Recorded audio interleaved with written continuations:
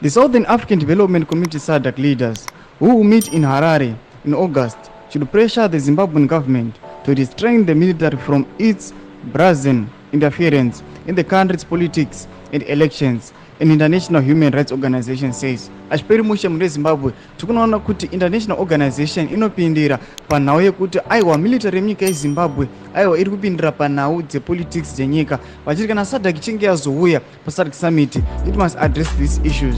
Sanapinda mashoko avantaura vachiendera mberi noti subscribe or like otina on the bell icon. Tipinda the news okusanyara vachiti Human Rights Watch Africa Advocacy Director Allen Ngari said on June 29, 2024, the Zimbabwe National Army Commander, Lieutenant General Ansalem Sanyatwe, was quoted as saying that people would be marched to polling stations whether you like it or not, and that the ruling party ZANU-PF would rule forever.